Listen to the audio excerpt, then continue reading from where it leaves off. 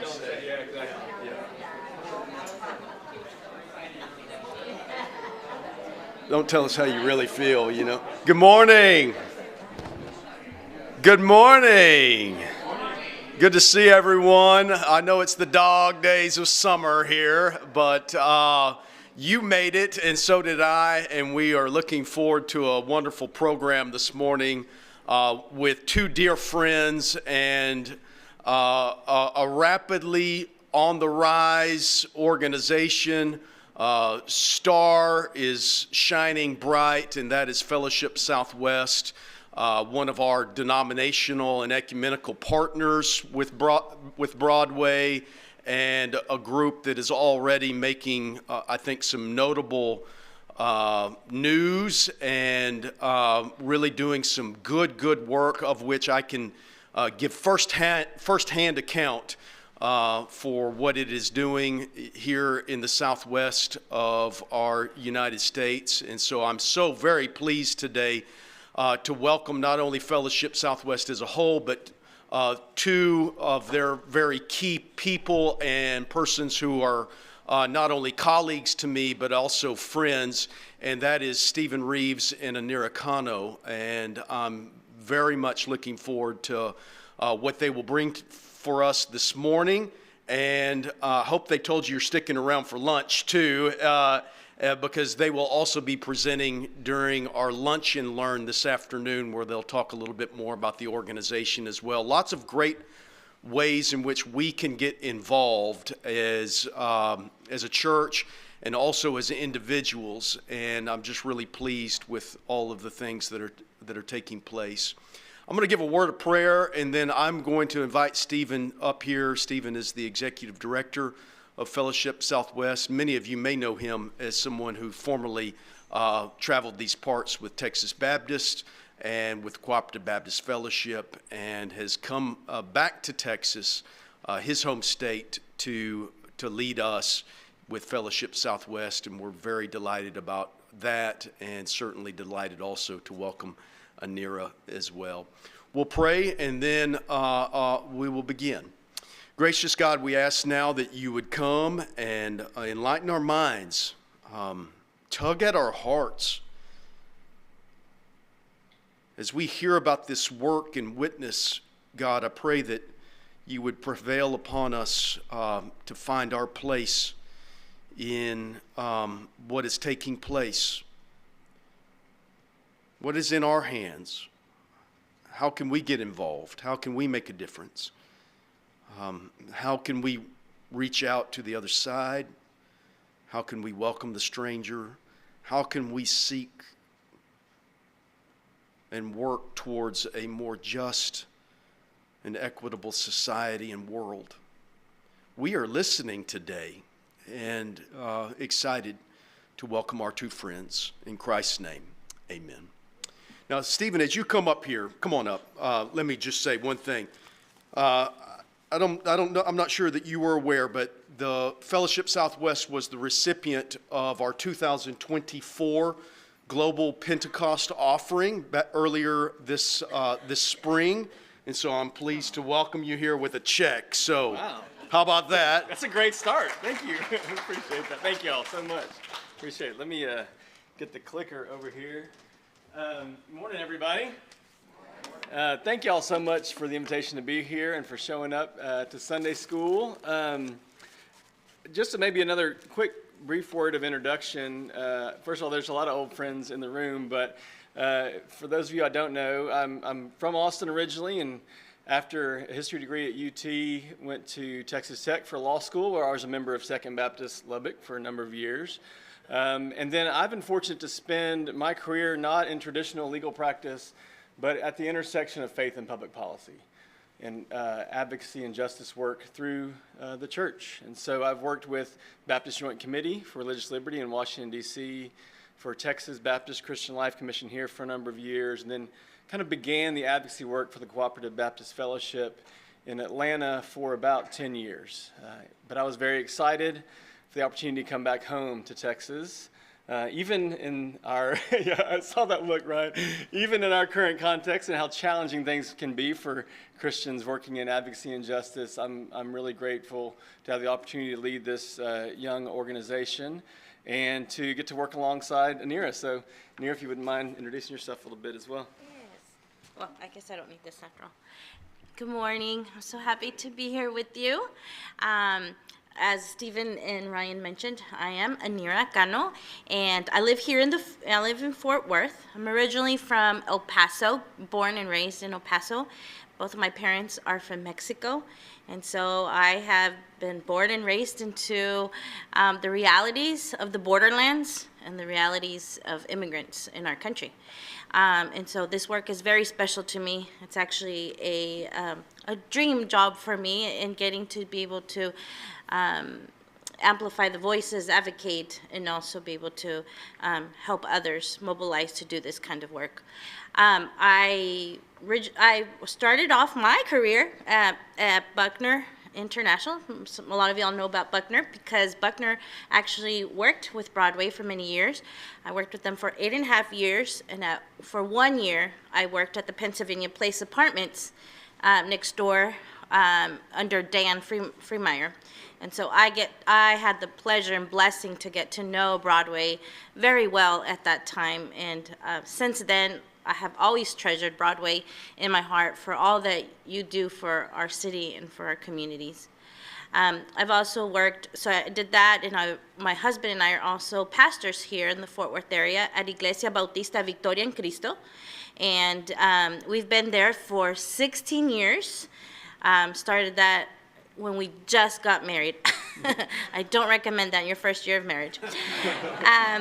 And so we've been there for 16 years now, and I did some work with Texas Baptist Women in Ministry. I was their coordinator, and also with the Christian Latina Leadership Institute. I also did some advocacy with Stephen at CBF, and so I've been with Fellowship Southwest for almost 2 years, just shy of 2 years, about a few weeks. And I'm very happy to be here and to see some familiar faces.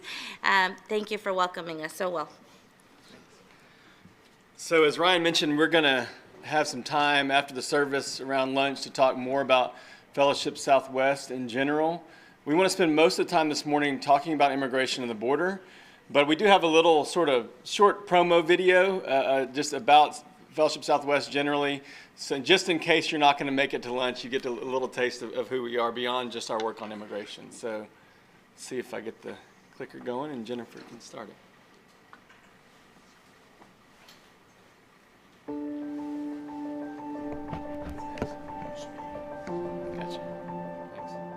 Fellowship Southwest is a network uniting individuals, churches, and partner organizations to pursue compassion, justice, and connection in the Southwestern United States. We love the Southwest and want to be a resource for churches and Christians serving their communities. We're faithful, agile, ecumenical, and kind, willing to do what it takes to serve people in need. We strengthen their voices as we advocate for racial justice, economic opportunity, and the dignity of those too often discounted, overlooked, or ignored. Fellowship Southwest supports quality public education for all, fair wages, and voting rights. We feed the hungry and oppose predatory lenders who profit off of the vulnerable. In 2018, Fellowship Southwest built a network of pastors, churches, and ministries, providing relief for migrants at the border, from the Gulf of Mexico to the Pacific Ocean. Since then, we've raised and distributed over $500,000 to help feed, shelter, and protect hundreds of thousands of immigrants. We feel blessed to welcome the stranger, just as Jesus commanded. We believe the church's future depends upon engaging communities and promoting the common good. So we help cultivate, train, and encourage young ministers who feel called to serve and share our vision. Our fellowship includes all kinds of churches. We don't impose theology or doctrine. Instead, we're bound by a shared conviction about what Christians are called to do in the world and a common vision of a brighter future. For more information on how to be a part of our network, visit us online at www.fellowshipsouthwest.org. Come be a part of what God has been doing in the Southwest and join Fellowship Southwest, where your church can be itself and your mission can be multiplied.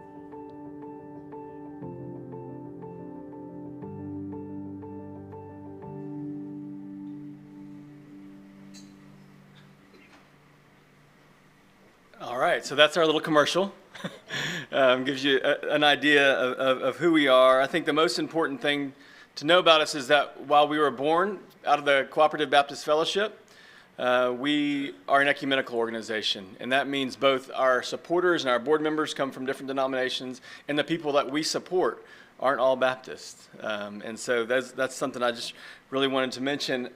And as we turn to talking specifically about immigration and the border this morning, I think it is really important to start with some history, and not just look so minutely at the current moment, but to put it in a little bit of context. And I think that, first of all, maybe we should talk about some biblical context. You didn't hear seminary in my introduction. I'm not a theologian. I'll leave that to Ryan. I think you might hear some about this this morning in the sermon. But it is hard to find a more unifying theme across all of Scripture, Old Testament to New, of how we are to treat the stranger and the foreigner. As I've said, I've worked in this area of faith and public policy for about 20 years, and in various different issues, it feels like Christians often can kind of cherry pick a verse and apply it to their side of any issue. This might be the exception.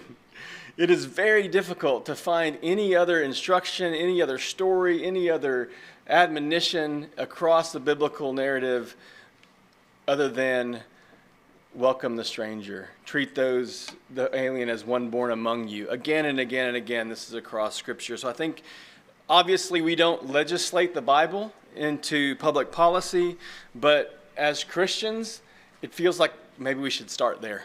That's where we should start, rooted as we talk about these issues. And so I wanted to start there. Legally,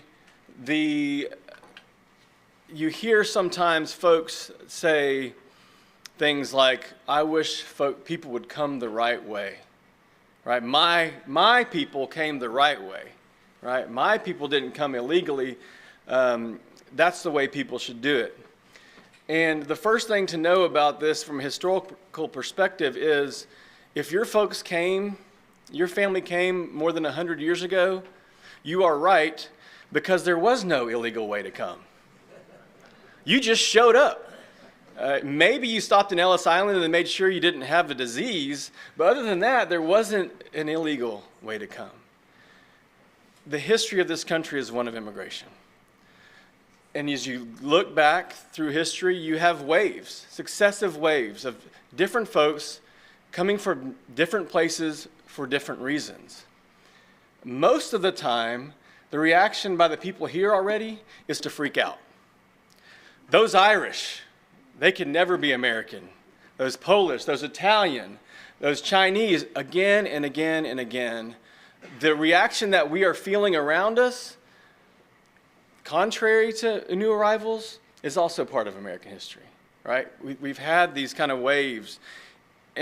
But history has shown us eventually we kind of regulate. People assimilate, we change, they change, and we move forward. I think one really important thing about this moment that we're seeing is around the asylum process. So much of immigration, visas, all that sort of thing, is very regulated, the number of people from different countries, all that sort of thing. But what is new and different is the number of people coming, searching for asylum and seeking asylum. It's very important to realize where our asylum laws come from. They became formalized following World War II. Knowing the history that we had ships of Jews coming from Europe that we turned away and sent back. The world decided we needed to do better for those seeking asylum. And that came from UN Human Rights Declaration, that's international. But these laws didn't get put into place around asylum in the U.S. until the 50s, 60s, and actually what's in place today is more like the 80s. And so what we're seeing today is a new wave of folks seeking asylum that the system wasn't built for. We'll talk some more about that in a minute. But historically, I think it's really important to think about where we are with a historical mindset. So what's changed the last 5 or 10 years? This is somewhat new and different, right? People have been crossing our southern border forever, back and forth. Laws change, flows change, things change in their home countries. But things have definitely changed the last few years. And there are a few things I want to mention. One, the violence in the countries they're coming from. And the cartels that have so much influence over the government, that has definitely increased over the last few years. I won't go into the root of cartels and violence and all that sort of stuff, but just to know that has increased. Climate change has absolutely impacted Central and South America, and things like growing patterns, growing seasons, agricultural patterns. When you have drought, you have famine, you have hunger, you have people moving. That's certainly part of it. Economic collapse, particularly in Venezuela, that has absolutely driven folks from there. Millions and millions of folks from Venezuela have fled, many first to Colombia and then now here. Social media has absolutely influenced the pattern of migration. One of the things that left the biggest impression on me the first time I went to the border recently, which was in 2021, was walking into a shelter, very rudimentary shelter. I think this one was in Nuevo Laredo, and seeing outlet strips lined up and hundreds of phones plugged in. Folks don't have much, but by God, they've got a phone. And they've got WhatsApp. And they've got friends that have made the journey before, and friends that are hoping to make the journey, and friends that are on the journey with them. It is dangerous to make this trek at any time. It's very dangerous to do it alone. And so people are connected, and they're coming in mass in new ways. And I think that's in large part due to social media. They're connected. They know, hey, we're going, we're leaving, we're taking this route. This is how it's safe. This is where folks from our country are most welcome. So you go to the border and you go to different border towns, and you're going to have totally different populations of migrants from different countries. Because they heard in Del Rio they're treating Haitians well. Or in Reynosa they're treating Guatemalans well, or Venezuelans well.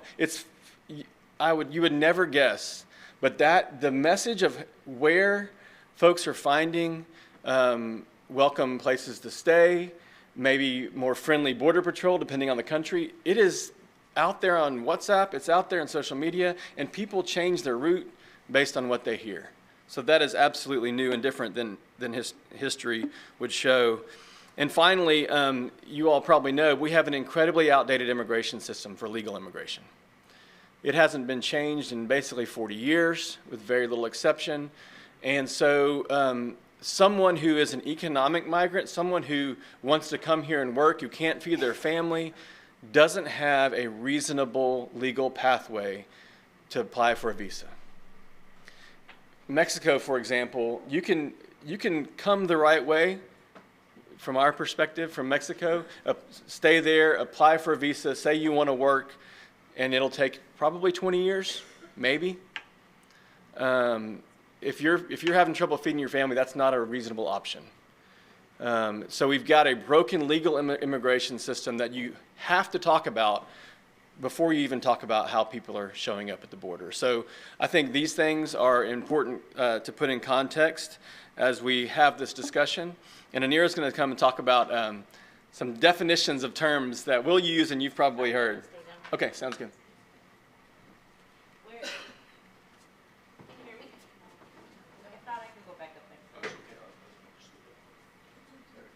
So, because this is Sunday school, I'm going to do a pop quiz for y'all. I have some questions for you to kind of assess. Okay, to assess how well we know definitions of immigration. Okay, and some of these definitions I want to share because Fellowship Southwest might use them a little different. And so when you're hearing us speak, I want you to understand what we're talking about. Immigrant and migrant. Who knows the difference? Let's see if there's anybody who can tell me what the difference is between an immigrant and a migrant.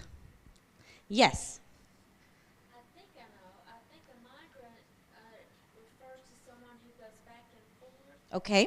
and an immigrant is more of a person who's seeking permanency. Yes, thank you very much. That was good. That was awesome, actually. Yes. She gets a free pastry. And that's correct. Yes. Yes. Yes. So she mentioned that a migrant is a person who migrates to go and come back many times for work. An immigrant is someone who goes to a new place and lives there.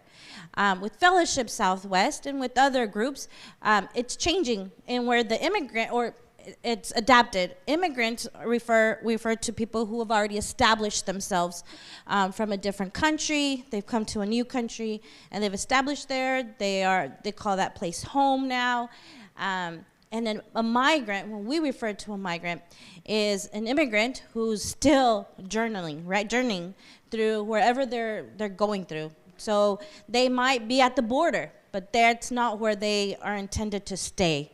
They want to come to the United States, but many times they'll go to Dallas or Fort Worth, and this is not where they stay. They might move somewhere else. And it's not temporarily for those who are coming to seek asylum at the border. They are coming to stay, hoping to stay temporarily. However, their chances of not being deported are very slim.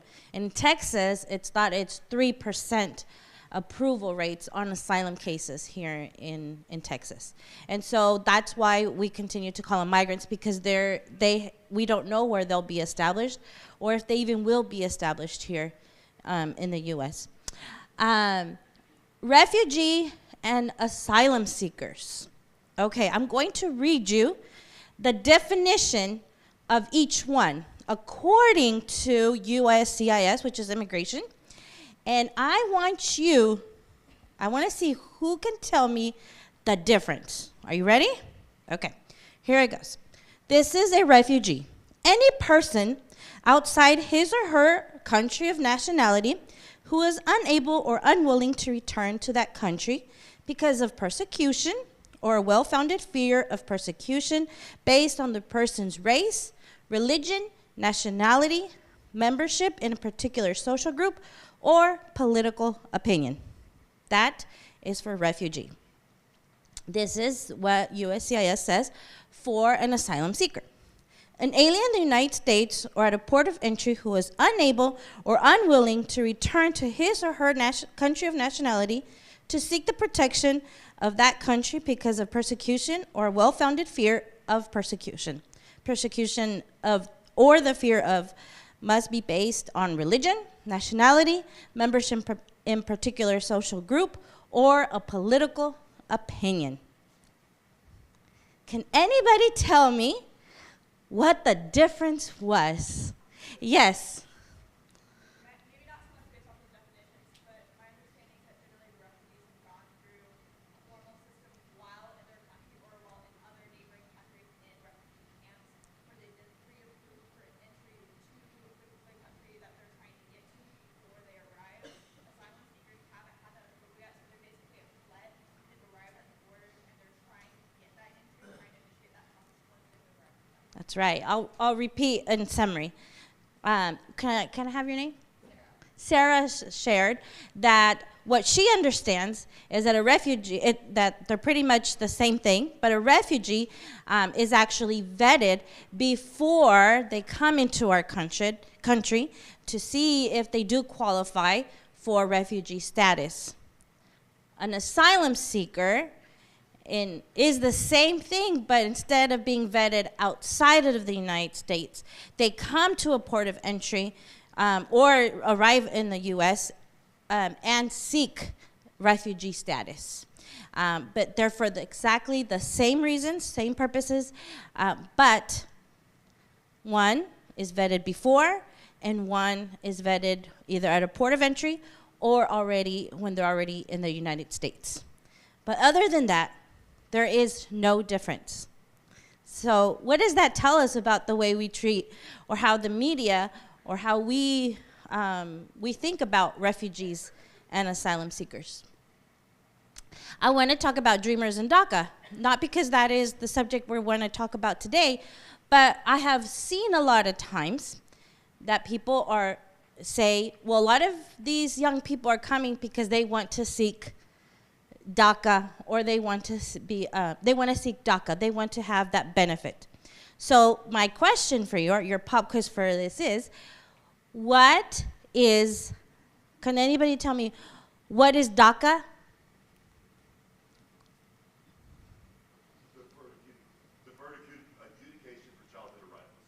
Yes, deferred action deferred action for childhood arrivals. So let me just say, dreamers are young people or children who arrived in this country because their parents brought them, possibly overstayed their visa, and they have they don't have their authorization to be in the country has expired. Or their parents brought them unauthorized into the country when they were young. And DACA was an executive order that President Obama had put into place in 2012 to be able to allow young people with very limited parameters to be able to have the benefit of working in the United States and having some type of deferred action so they wouldn't be deported, okay? And that you had to have a certain age in order to qualify. Those who were too old could not get it, and those who were too young couldn't. And not only that, but when President Trump came into during President Trump's administration, he canceled it, and so there was no new applicants for DACA, okay? So many times, people believe that migrants are coming to the United States to be able to apply for DACA, but they are not allowed to apply for DACA anymore because it's been canceled for new applicants. They can no longer apply for it, okay? Unauthorized, you've heard the words illegal, you've heard the words undocumented, and you've heard probably unauthorized, right? And when I personally do not believe there are any illegal people. I have a friend who was undocumented in this country, and one time he says to me, yeah, when I was illegal, and I said, you mean undocumented? He says, no, I gotta say things the way that they are. And I said, okay, so the last time you got a ticket, did the police officer call you an illegal? Last time you sped and got a ticket? He says, no, why would he call me illegal? And I said, because you broke the law. So why not call you an illegal? And he's like, I never thought of it that way. And so it's just things, ways that we present that we need to be careful with how we talk about people. But those who are coming to our southern border, I will tell you, they're not coming. The majority of them are not coming unauthorized. They are seeking asylum. They're given authorization to come into the United States and to await their appointment or their court date to be able to see if they are going to be allowed to stay in the country or not, okay? Another thing, does anybody know what CBP-1 is? What CBP-1 even stands for?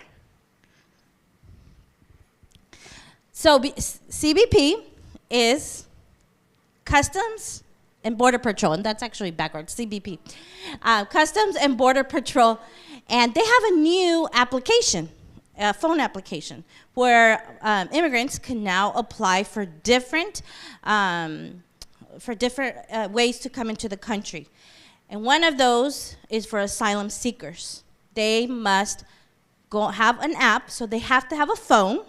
So remember, Stephen mentioned that there's lines of phones at migrant shelters, and that's because that's their lifeline. Every single day, migrants on the border or close to the border from Mexico and north, they can have the app and begin to apply for an appointment to seek asylum, okay, for an appointment. And those appointments expire in moments. They get depleted in moments. And migrants are constantly waiting to see if they can enter their application on the CBP-1 application. And sometimes they can spend 3 to 8 months waiting for an appointment. Sometimes they spend 1 to 2 days waiting for an appointment. We don't understand why. And there have been glitches, but it's working much better than it first did. So we want to share these things with you to help you understand a little bit about what immigrants and migrants are living in our country right now, and how some of the migrants that we work with, why it's so important for them to have those phones, why it's so important for us to speak about these terms in the way that we do, especially as we're advocating on behalf of migrants, and how we speak of them, okay? So Stephen, I'll give it back to you. Yes, thank you very much. That was not my story, the one that I shared about. So we, at Fellowship Southwest, one of the things that we like to do, or love to do, is to share stories. We believe that God has called us to bear witness of the voices of the people that we meet on the border, and we want to share their stories so that you may be touched and also come alongside of us and share those stories so others can advocate as well. One story I want to share about is a family in Reynosa. I believe Pastor Ryan was with us on this trip. They were from Venezuela, and they had a special needs son who I believe had cerebral palsy and was in a wheelchair. And they came all the way from Venezuela in a stroller. And they made it through the Darien Gap. And if you don't know about the Darien Gap, big trigger warning, if you can go on TikTok and look up Darien Gap. It's horrifying. All that migrants have to do because they want to come here to seek safety, to seek a new life and a better life. And they passed the Darien Gap, which is very dangerous. It's a jungle. Then they passed Central America, got to Mexico, and when they get to Mexico, it is very difficult for migrants. Many advocates and many who work in this work say that the Darien Gap is not the worst. Mexico many times is the worst because it is so driven by cartels that it is so hard for migrants to get through Mexico. And they went through Mexico on the train. They got on a train, on top of a train, and not in the train, to get here. And they got to Reynosa. When they get to Reynosa, they lived in a campsite, in a tent, where her son was just losing more and more weight because he had a feeding tube. And there was no way for her to be able to find ways to feed him. And whatever they gave him, she would find a way to feed him. But he was losing tons of weight. And thankfully, a Catholic priest was able to get him, that family, into another shelter where they were better protected.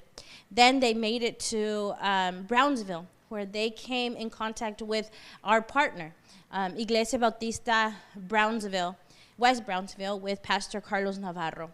And there they found hope, lots of hope. They immediately were able to find food for him and started feeding him. They got him a stroller, They got him a wheelchair from Baylor Scott and White House. They had hope now. And one of the most beautiful things that I loved about this family is when we went to go feed migrants at the border, when they were recently crossing, now they were the ones feeding other migrants. They were the ones helping migrants at the respite centers. And I asked them, how do you feel that you're now on this side feeding migrants? And they said, we feel empowered. We feel that we are somebody now, that we're not just those being given to, things given to them. We feel like we're important. Pastor Carlos has made us feel welcomed, not only by giving us so much, but by allowing us to also serve those like us. And wherever we go, we want to be able to do the same for them there. And the best part is their 13-year-old, Nicolai, I believe was her name, she says, when I grow up, I'm going to work for Fellowship Southwest. But these are the neat stories of migrants who are coming and have hopes and dreams. They want to be able to serve others. Thank you, Anyra. Stories are very, very important. One, because they can be tools for advocacy. They can change people's minds way more than data, right? Way more than public policy speak or laws. The stories matter, and I think a lot of the stories that we see and hear every week are not told in the media. Migrants are a group, a monolith, not individuals with stories and why they came. And so I'll tell two quick stories that I've seen recently. One, in Piedras Negras, I was with First Baptist Austin in a shelter on the other side of the border, and I was in the kitchen. We were giving them new fans. We were installing some new ceiling fans in the kitchen, and that was on Friday, and the next day we're going to have vacation Bible school type activities for the kids. And so there was a mother in there, and I was saying, we'd love for your kids to come, and you can join us. And we're just having this kind of, very surface level conversation. And all of a sudden, she just says, why can't I take my kids and just cross the river? And I said, because that is very dangerous. She had 3 young kids. I said, it's very dangerous to try and cross the river. And on top of that, the laws in the U.S. are not favorable if you just cross the river. You have to wait on your app. She'd been so frustrated. She'd been there for so many months waiting on this app that she was just ready to cross. And the truth is, I can understand that, right? I don't know if anybody tried to get Taylor Swift tickets on Ticketmaster, but this is like the Ticketmaster of your life. Can you imagine waking up every morning in some very rough conditions in a camp or a shelter and waiting till 8 a.m. and clicking a button to try and get into the U.S. and try and help your family? One other quick story. The same ministry, Iglesia Bautista West Brownsville, in Brownsville, Pastor Navarro has an incredible opportunity. He sets up a canopy and tables with pizza and hot dogs and hygiene kits and T-shirts and shoes, anything someone might need, across the street from where folks are released into the U.S. for the first time. So a lot of times people get to the bridge in Matamoros at 3 a.m., 5 a.m., they get processed, and when they're first released into the U.S., the first people they see is Carlos Navarro and his team and Fellowship Southwest tablecloths and banner. And this one particular time, the pastor was off talking to some other people, and I see this family come out. And I'm going to have the opportunity to say, bienvenidos, the first person. And so I'm talking to them, and they're asking how do we get to the airport. I'm giving them all these directions, and to the point where my Spanish ran out, and my knowledge of how to get them to the airport ran out. And so invited the pastor over, and he helped make sure they know where to go. Later that afternoon, I'm in the Harlingen airport, and there they are. And the funny thing was, we're in Southwest Airlines. We're on the same flight. We're going to Austin. They're going to go on to Baltimore. And they're like anyone else who's never flown Southwest. They're like, what is this letter and what is this number and where do we go? And so I'm trying to help them. But I get a chance to hear more of their story. And it's a father who was a jeweler in Honduras and was doing fine. He had an older son and 2 younger daughters. They were probably, I think, 13 and 10 or 11. And then one day the cartel shows up in his jewelry shop and says, you need to clean all of our jewelry. Of course, he does because he's told to. And then they start saying, actually, you need to clean our guns. So they bring in weapons. And then they say, actually, you need to keep these at your house. So they make him keep them at his house. And finally, he said that they started taking an interest in his daughters. And he said, I had to leave. He said, I think at one point he called the police, and the next phone call was to him from the cartel saying, don't do that again. Because the police and the cartel are very hard to tell apart in Honduras. And so those are the kind of stories that make people leave, that we hear every day and we want to share. And a few years ago, Marv Knox, our founder, who many of y'all probably know, and Elkit Rodriguez, who's a CBF field personnel in Harlingen, and I took a trip to every ministry along the border. And one thing we did was film interviews with migrants and pastors. And so you can go to our website and see the full 35, 40-minute kind of little documentary we made. But I wanted to show a little clip, about 5 minutes, so you can hear some of them in their own stories this morning. So I think that's the next slide, Jennifer. Yeah.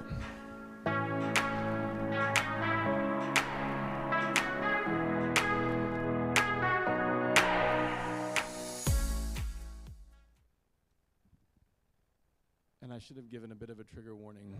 Yo creo que la parte más importante es que todos entiendan que estos migrantes, muchos de ellos no son migrantes o no están buscando ayuda porque quieran hacerlo, sino que hay una tremenda necesidad detrás de todo eso. Yo pienso lo que están viviendo allá o lo que han vivido allá en su propia tierra, para que deseen pasar todo lo que pasan para llegar aquí y luego tratar de cruzar a los Estados Unidos. Primera cosa que yo le pediría a todos los cristianos en todo lugar, que entiendan que son personas necesitadas y que es a ellos a quien la palabra de Dios finalmente nos dice que tenemos que servir. Corro peligro en mi país. Okay. ¿Puedes explicar un poco? Porque fui víctima de extorsión y vengo huyendo así de las pandillas. Okay. ¿De qué país tú eres? De El Salvador, porque yo tenía un negocio y ellos me dijeron de que tenía que pagarle $50 semanales. Si no, corría peligro yo y mi familia, ellos iban a matar. Entonces yo les dije a ellos de que sí se les iba a estar dando ese dinero, pero de que no me fueran a atentar contra mí ni mi familia. Vaya, después de eso, como yo no les pude seguir pagando la renta, ellos llegaron a mi lugar donde yo vivía, me dijeron de que por no haberle seguido pagando tenía que darle la cantidad de $10,000 de un solo. Si no, me daban 3 días para que yo saliera del lugar. Como no les pude pagar, digamos, ese dinero, no lo podía entregar porque no tenía, tuve que salir huyendo de ahí del lugar donde yo vivía, dejando todo abandonado ahí. Ha sido duro. He venido sufriendo, no he encontrado trabajo, ya he dejado mis... ¿Cómo ha sido para tu vida el ministerio de la iglesia de la iglesia bautista aquí en Piedras Negras? Fíjate que gracias a Dios aquí me siento bien porque los han apoyado, no los están cobrando por estar aquí, les dan un tiempo de comida. Gracias a Dios, sí, doy gracias a Dios por estas personas que los están ayudando aquí en este lugar. Me siento un poco más seguro porque ando durmiendo en la calle.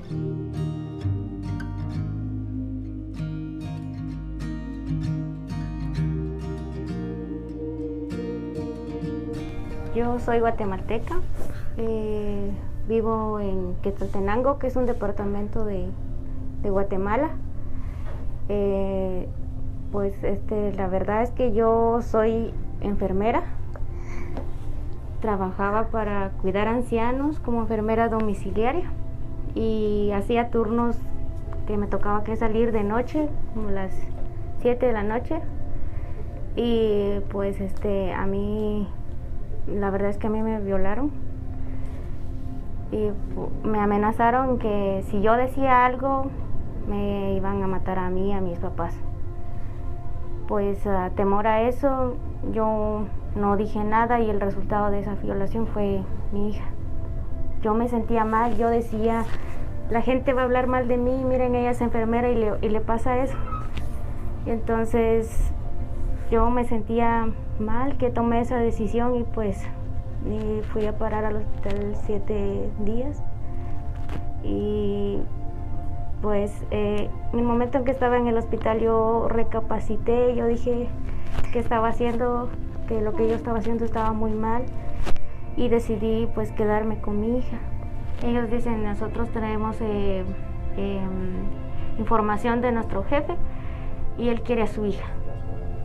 Pero yo no sé si es su hija o no supe quién fue la persona que me hizo daño, fue de noche y pues me dicen que la entregue y yo le dije que no, entonces me dijeron que me iban a matar a mí y a mi esposo si yo no le entregaba a la nena. Y yo vine huyendo de mi país porque al parecer el padre de mi hija, que fue el resultado de una violación, me la quiere quitar y pues yo no sé si... Go back to Matthew and you see Jesus Christ as a migrant. And we need to realize that we are migrants somehow. And since we fail the order that Jesus Christ gave us to go to the nations, so on his sense of humor, he sent us all the nations so we can share the gospel. So we must take advantage of that. And instead looking for like a problem, we look for an opportunity to share the gospel. Whoever is trying to save their lives, he will lose it. But those who risk their lives for others, for Christ, he will gain it. So we all need to pray for each other, but mainly for those that are less fortunate. We ask that all our brothers and sisters in their congregations, that you can pray for us.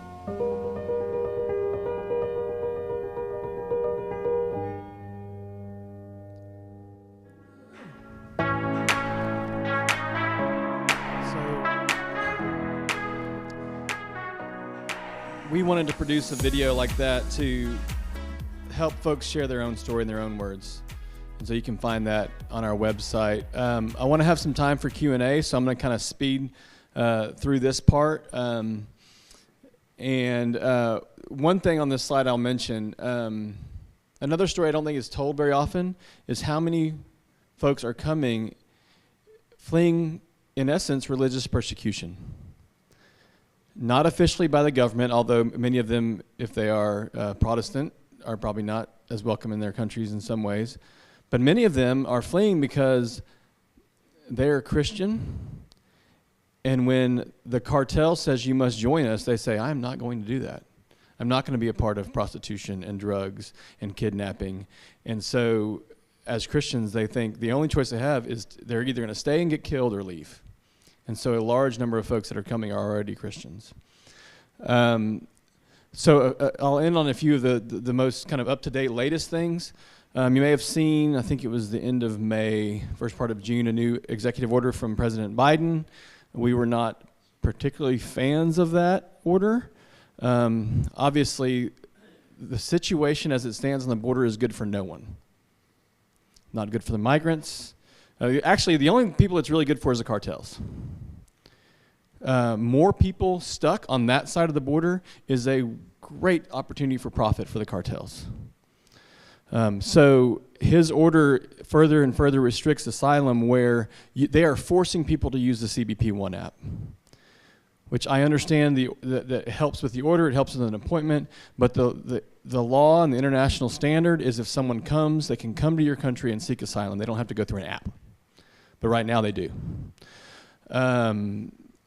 Mexico, in response from pressure, you're seeing more and more of them stopping migrants in Chiapas, in the southern state, before they ever get to Mexico, or taking migrants from the border and flying them south. So we have seen a dramatic decrease in crossings, which, in some respect is good, but it's mostly because Mexico is either stopping them before they get to our border or they're flying them back south. Finally, y'all probably heard of Operation Lone Star. That is the state's funded militarization of the border. Again and again, the state of Texas is trying to really step into what is federal jurisdiction and enforce its own new laws around illegal presence and trespassing. And so you've got the state of Texas doing everything it can using our tax dollars, billions of dollars of our tax dollars, to militarize the border, which is counterproductive. I'll just say that. And you've probably seen most recently the Attorney General of the state of Texas going after religious nonprofits doing this work, including Annunciation House in El Paso and Sister Norma Pimentel in McAllen with Catholic Charities. He has sued them both, and he's already been tossed out of court on both accounts. What the judge is essentially saying is you're using nonprofit law to fish for illegal activities by these organizations. And so just this past week, they threw out the Annunciation, or the Catholic Charities case. And so that's sort of the latest. Anyra and I were in Tijuana on Thursday. So we've been there very recently. And I want to take the last few minutes we have to do any Q&A. Hey, how are you, Lydia? Hey, Stephen. Stephen and I have worked together for many years on issues like payday lending and immigration. I have a foreign policy question, which is a little bit, outside the scope of what's under our control as churches and as Fellowship Southwest. It just really sounds like a lot of our southern neighbors are in kind of a failed state situation. Right. Where, I mean, there's no rule of law. The police are basically an extension of the cartels at this point. And if government officials stand up against that corruption, they just kill them. And so even the government doesn't have the power to stop it. So, I know this is more of a long-term question, but are there any policy options, or is there any precedent for bringing a state back from this kind of, lawlessness?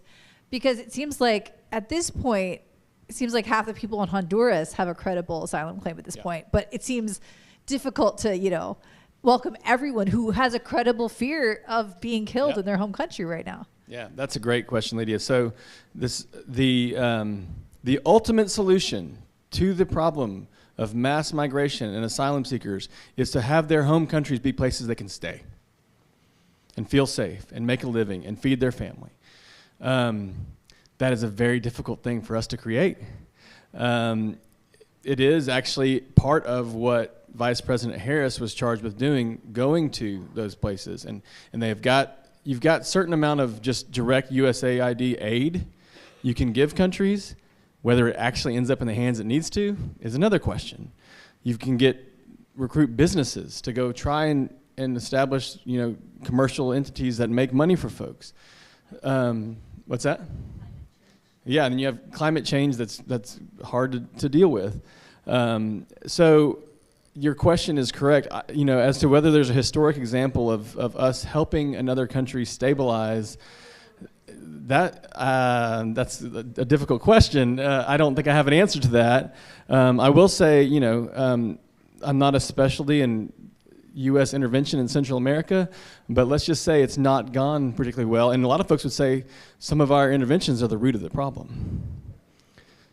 Banana republics, militarization, training of various groups in these places. And so it is probably the most difficult and the most important thing is what can we do, especially given our history, to make those places better. If we show up and say, we're the U.S. and I swear this time we're really trying to help, it's difficult. So, and I will say too, Vice President Harris went there, and this is part of her portfolio, but she also said, do not come. That was her message to the migrants, and that is disrespectful, and I would say disregards the reason people come. I've got 3 kids. We meet a lot of people whose at least one of their kids has been killed already, and they're leaving to save the other 2. If that was my situation and Canada was my best hope, I do not care what Justin Trudeau says. He can tell me not to come all he wants, but if it's to save one of my kids, I don't care. So that is a very difficult and important question on how we can improve those places.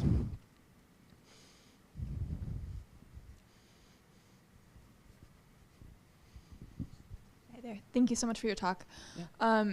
You've talked a lot about CBP1 and like the process of trying to get that initial appointment. I was wondering if you could speak to what happens once they get that appointment. What are the options for them? Happy to, yeah. So once someone wins the Ticketmaster of their life and gets one of the daily 4,500 appointments that are given out for the hundreds of thousands of migrants that are waiting, a lot of times they'll come to a bridge the night before, like at 1 a.m. for a 5 a.m. appointment. They meet with the CBP staff, and they have essentially a credible fear analysis. It's not really a hearing, but they have to now affirmatively say, they're not asked. This is interesting. This is actually kind of new. They have to say, I am fleeing persecution for one of these 5 reasons. And once that's done, they have to, actually through the app, they have to give a sponsor. So if you're going to be an asylum seeker, you have to have someone in the U.S., most of the time it's a family member, who says, I will financially support this person. So they're going to call the sponsor that they've given them and say, are you going to do this? And they have to say yes. And then they're kind of processed. They're given just like a handful of little papers in a manila folder. And then they are released. They have to show up at a certain place to give the judge their address. They have to go to that sponsor. And first, they have to get an attorney. They're not even eligible, except for a few countries, they're not even eligible to apply to work for 6 months.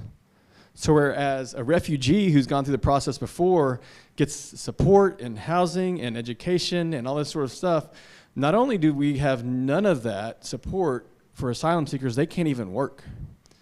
And then eventually they get a work authorization, hopefully, and then their asylum hearing, where they get to present the merits of their case, is probably 4 years. So the backlog and the inability, that's when I say the asylum process is not meant to handle this, it takes way too long. Yeah, so they kind of go through a process that takes many hours, and they're released later that day.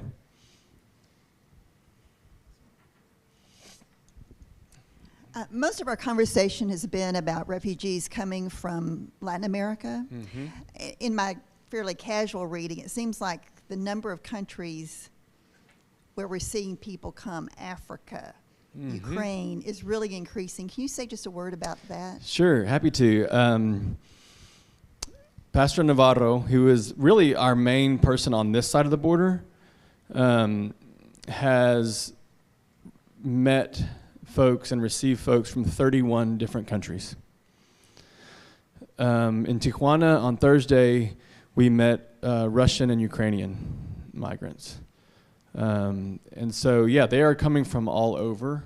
I think right now you can pull up some news articles and even the official statistics. I think Venezuela is still the biggest right now. Venezuela, Honduras, Cuba. There's a lot of Cubans coming right now. Nicaragua and Mexico. Different states in Mexico have very different kind of situations with the cartel and safety, but Michoacan, Guerrero, Oaxaca, and Chiapas, I think, are some of those states. So they're sending a lot of folks from Mexico as well.